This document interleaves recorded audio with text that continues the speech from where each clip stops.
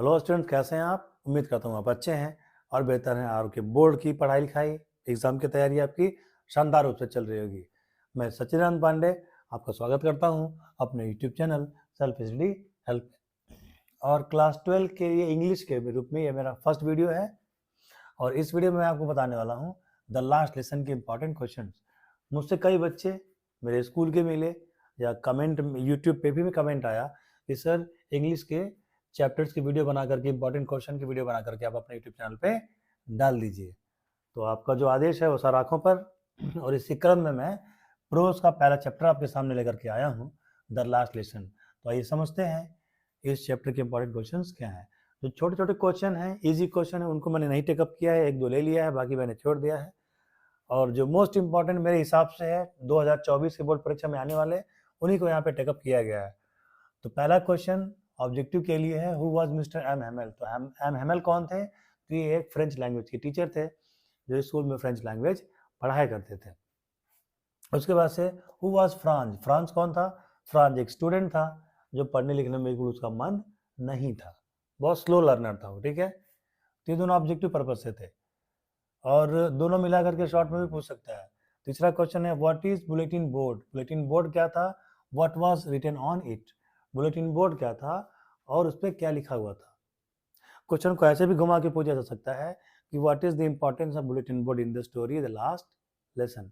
Last lesson chapter में bulletin board का क्या महत्व था, या what was written on bulletin board. Bulletin board पे क्या लिखा जाता था, what used to write on the bulletin board.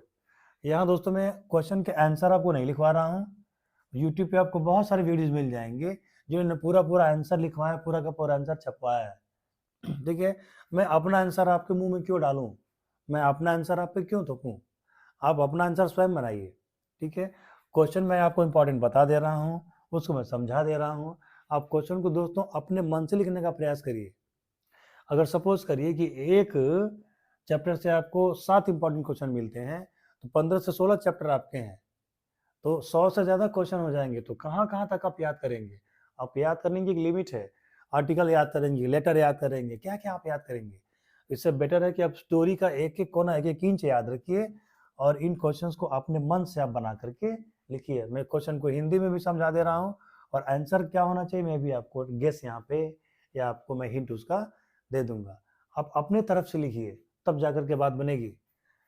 ठीक है, दूसरे का आंसर कॉपी करके लिखना मेरे हिसाब से ये कोई समझदारी वाला काम नहीं है। अगला व्यक्ति आंसर लिख रहा है तो अपने दिमाग से लिख रहा है और आपके और उसको दिमाग में अंतर है।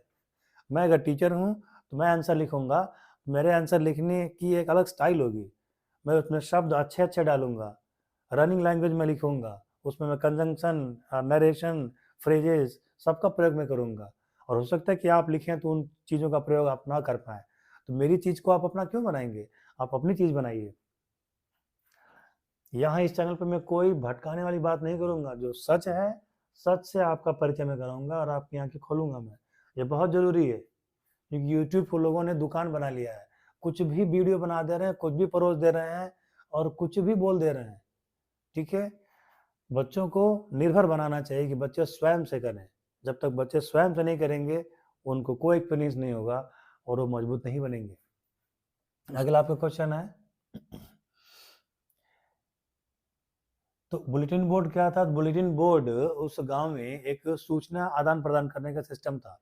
जो भी इंपॉर्टेंट सूचनाएं होती थी या जो खबरें होती थी उस बुलेटिन बोर्ड पे लिख दी जाती थी, ताकि पब्लिक अवेयरनेस फैले और लोगों को जागरूक करने के लिए उस पर, ताकि लोगों को पता चले, लोग पढ़ करके चीज़ों को समझ जाएं, उन्हें ज्ञान हो जाए चीज़ों का। ठीक है, कोई भी इंफॉर्मेशन उस पर लिख दी जाती थी ताकि लोग उसको पढ़ सकें। आपका अगला क्वेश्चन है, what did French like to do instead of learning participle. Participle learn करने के बजाय, उसको पढ़ने के बजाय फ्रांस जो है कि क्या करना पसंद करता था? तो फ्रांस को पार्टिसिपल समझ में नहीं आता था, वो नहीं चाहता था कि क्लास में पढ़ाया जाए, वो पढ़े। तो वो क्या करता था कि जो प्रशिया के सोल्जर्स हुआ करते थे उनके सैनिकों का अभ्यास देखने लगता था, जंगल में चला जाता, चिड़ियों की चहचहाट देखता, ठीक है, पहाड़ देखता, नदियाँ देखता, या इनके बारे में इमेजिन करके सोचता। ठीक है, उसके बाद से आपका क्वेश्चन है, why did France go to school late one day. France जो उस दिन स्कूल लेट क्यों पहुंचा या लेट क्यों जाना चाहता था? समय से क्यों नहीं पहुंचा? तो उसने समय से इसलिए नहीं पहुंचा वो दिन, क्योंकि जब वो आ रहा था स्कूल में तो बुलेटिन बोर्ड पे कई लोग सारे भीड़ जमा हुआ था, इकट्ठा हुआ था।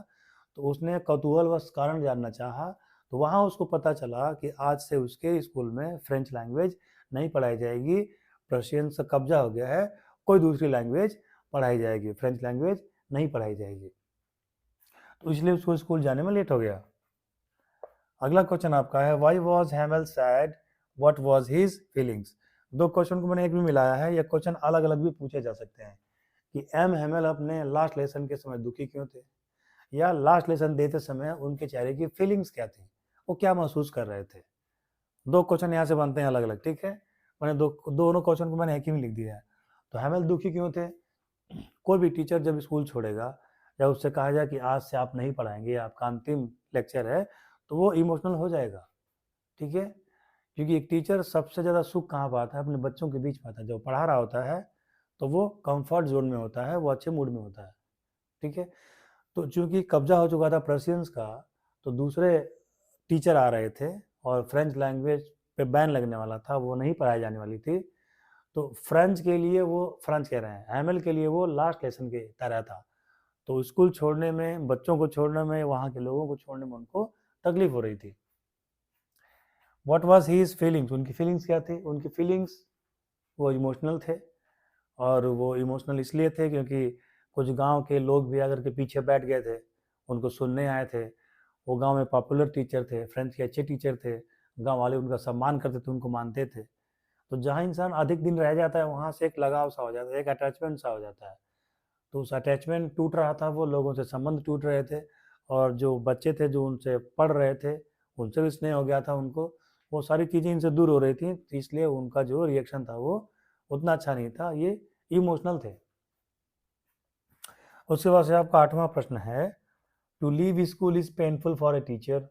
एक टीचर के लिए स्कूल छोड़ना पेनफुल होता है, वाई, ऐसा क्यों? Explain in the reference of last lesson. ये क्वेश्चन मैंने अपने मन से बनाया हुआ नया क्वेश्चन है ये, ठीक है। और ये क्वेश्चन आपका इस बार एग्जाम में आ सकता है, क्योंकि इस प्रकार के स्टेटमेंट वाले क्वेश्चंस आजकल दिए जा रहे हैं। अगर बड़ा खतरनाक पेपर बनाएगा तो एक क्वेश्चन आएगा। तो क्वेश्चन क्या है कि एक टीचर के लिए स्कूल छोड़ना काफ़ी कष्टप्रद होता है, तो लास्ट लेसन के संदर्भ में इस कथन की व्याख्या करिए। तो लास्ट लेसन में ऐसा ही तो होता है, एम हैमेल को स्कूल छोड़ना पड़ता है, अपनी क्लास छोड़नी पड़ती है, पढ़ाना छोड़ना पड़ता है, वो उनके पढ़ाने का अंतिम दिन होता है, वो इमोशनल होते हैं, दुखी होते हैं कि अब और उनको पढ़ाने को नहीं मिलेगा, या अब और बच्चों को सिखा नहीं पाएंगे, बच्चों को समझा नहीं पाएंगे, बच्चों को इंस्पायर नहीं कर पाएंगे। दूसरा टीचर कोई आने वाला था, कोई दूसरी लैंग्वेज पढ़ाई जाने वाली थी। नवा, what was feeling of French at the day of last lesson. Question उल्टा करके पूछा जा सकता है कि लास्ट लेसन वाले दिन जो है कि फ्रांस का इमोशन क्या था, फ्रांस की फीलिंग क्या थी। तो फ्रांस वैसे तो पढ़ना नहीं चाहता था, जब उसके टीचर पार्टिसिपेट पढ़ाते थे तो उसे समझ में नहीं आता था, वो नहीं चाहता था कि वो पढ़ाएं क्लास में या क्वेश्चन पूछे, उसको याद करके जाना पड़े। लेकिन जब उसने बुलेटिन बोर्ड पे ऐसे सूचना पाई, लोगों द्वारा सुना कि अब लास्ट लेसन अंतिम है वो, ठीक है, और उसके बाद से मिस्टर एम हैमेल नहीं पढ़ा पाएंगे, तो उसे दुख हुआ। उसे लगा कि उसके अंदर से क्या निकाल लिया गया है। वो स्कूल पहुंचा, उसे देख करके दुख हुआ। तो उस दिन वो हल्ला गुल्ला नहीं किया, बैठ करके पढ़ा लास्ट लेसन को, ठीक है। और उसे लगता था कि अब वो फ्रेंच लैंग्वेज नहीं सीख पाएगा, उससे फ्रेंच लैंग्वेज सीखने की इच्छा जाहिर हुई, पार्टिसिपल पढ़ने की इच्छा उसके अंदर जाहिर हुई। तो कहते हैं कि भाई जब लोग हमारे पास होते हैं तो हमको उनकी कीमत का पता नहीं चलता, लेकिन जब वो दूर जाते हैं तो वो अखरता है, और तब उनके होने का एहसास हमको पता चलता है, उनकी कीमत तब हमको पता चलती है। फ्रांस के साथ भी यही हुआ, जब उसने सुना कि वो जाने वाले हैं और अब फ्रेंच लैंग्वेज नहीं पढ़ाई जाएगी, तो उसका दिल टूट गया। वो और पढ़ना चाहता था और मन से पढ़ना चाहता था और हैमल से ही पढ़ना चाहता था, ठीक है। तो मेरे हिसाब से ये 9 क्वेश्चन आपके इंपॉर्टेंट क्वेश्चन थे बोर्ड एग्जाम 2024 के लिए, इंग्लिश लैंग्वेज के लिए। और कल मैं आपके सामने हाजिर होऊंगा इसका दूसरा चैप्टर लेकर के, लॉस्ट स्प्रिंग के क्वेश्चंस को लेकर के मैं हाजिर होऊंगा। वीडियो में आपको क्या अच्छा लग रहा है ये भी आप बताइएगा, क्या नहीं अच्छा लगा ये भी आप बताइएगा, कमेंट आप ज़रूर करेंगे।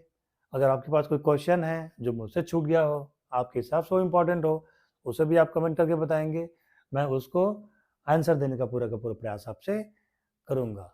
ठीक है, तो मिलते हैं आपसे अगले चैप्टर में। तब तक के लिए जय हिंद, जय भारत। ढीले मत पड़िएगा, तैयारी कस के पकड़िएगा, तैयारी ढीली नहीं छोड़नी है आपको।